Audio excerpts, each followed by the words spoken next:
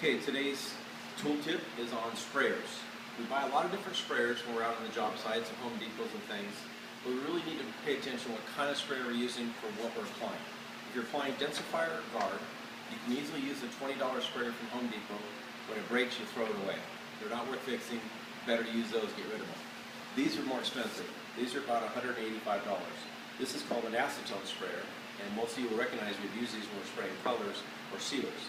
It's really designed to use when you're spraying any kind of solvent that's going to have xylene or acetone or lacquer thinner in it, because it holds up better, because it has a special kind of gasket made out of Vitron. Vitron holds up to the chemical harshness much better. Now they also make the same version in an an acid sprayer, acid stain sprayer. The acid has a different type of gasket in it. So if you have one that says acid on it, don't put acetone products in it or a solvent-based product like a sealer or anything that's really stinky or a two-part. Water-based epoxies can go out of a cheap sprayer, or this doesn't matter. If it's really stinky like acetone or xylene, you need to use this kind of sprayer. This one says right on front acetone, so it's a good reminder, only use it for solvents. So, like I said, these are pretty expensive, but the great thing about them is they can be rebuilt. We usually send out a box of spare parts for you guys. That box is going to have extras of everything. Put your thing together, make it work, take them apart, clean them, put them back in the box. We can get a lot of uses out of these sprayers, and it's worth spending the money on them. The $20 ones really don't last very long. So what we're going to do today, this is brand new, and we're going to put it together.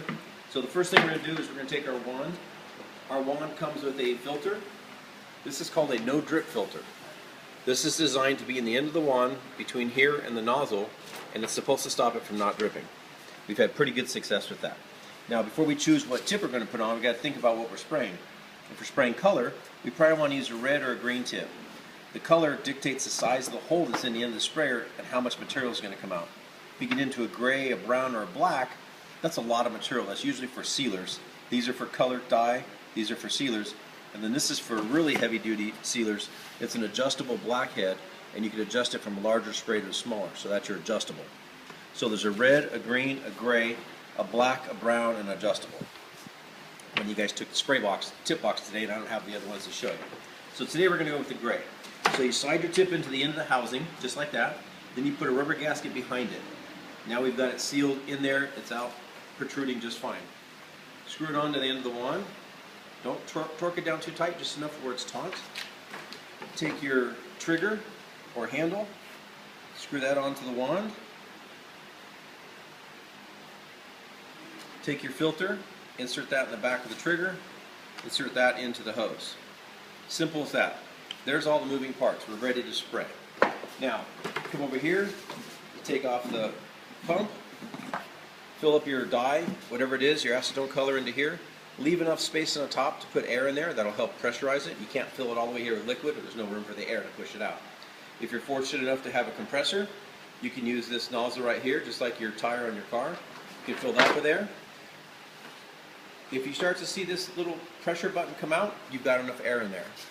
The other option is to pump it up by hand, which unfortunately you have to do sometimes. You don't always have the ability to have a compressor. Once you start pumping it, you'll feel the pressure get stronger and stronger. If it's not pressurizing, then there's a problem in the bottom of the pump. There's a little rubber gasket here. That has to be sealed and cleaned to create pressure. You have to hear that. If that doesn't work, there's actually another piece inside of here. You have to unscrew the top of this, take this out, and it's a little like cup.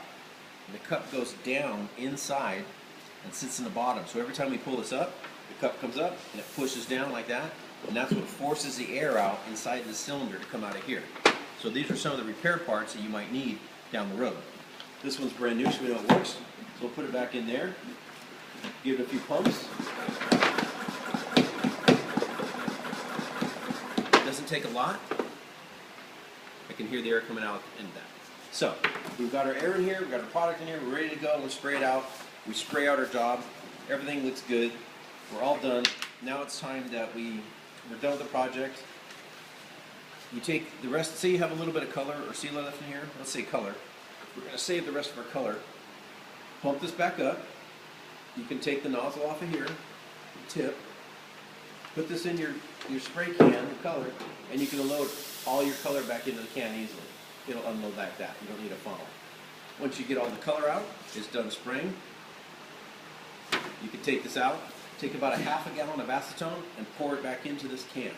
Shake it up, kind of let it loosen up any material that was in there, and then you can do the same thing, pump it back up to there, spray it out. That'll clean out the line, the nozzle, and all this. Now you've gone through, you've kind of cleaned this out, you're in good shape, but we have to clean the rest of this part out. So, take the rest of that acetone and put it into a cup. Then we're going to take apart these parts. We're going to take out the filter.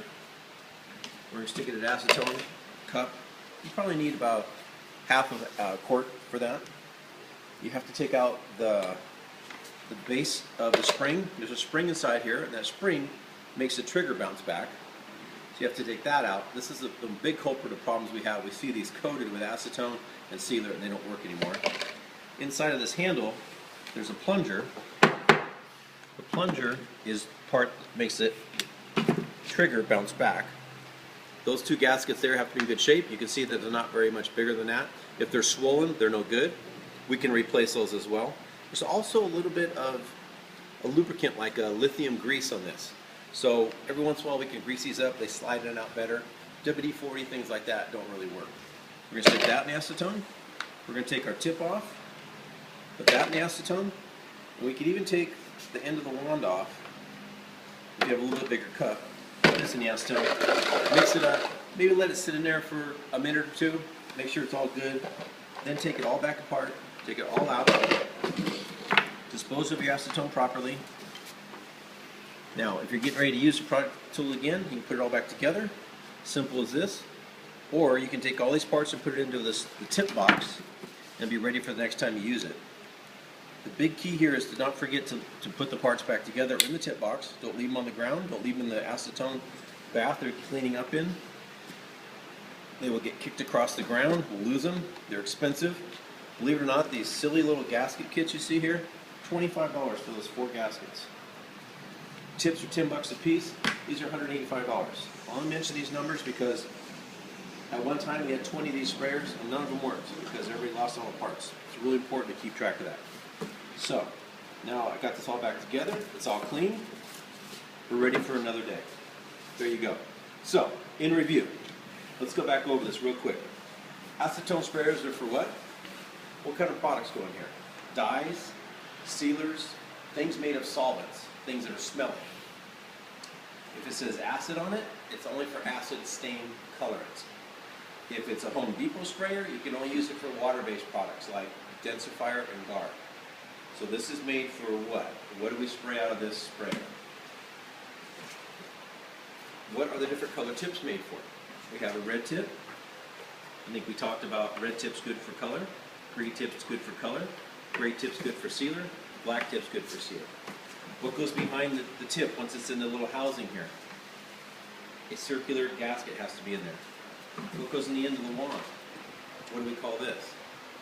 It's a drip screen or drip filter. If we have a problem with our hand pump and it won't hold pressure, we have the bottom of the pump valve that can be replaced. We have this little cup that can go inside here. The plunger can go inside there and replace that. Those parts are available.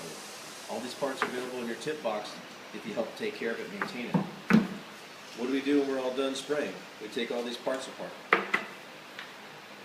Well, I already messed up there, didn't I? So let's go back. We put about a half gallon of acetone in here after we've gotten our color out. What do we do with our color we've left over?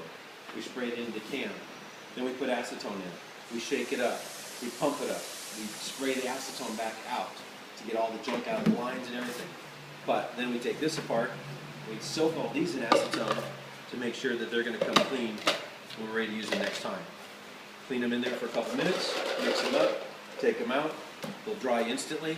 Put it all back together so you have a complete sprayer, or put the parts in the tip box so it's ready for next time.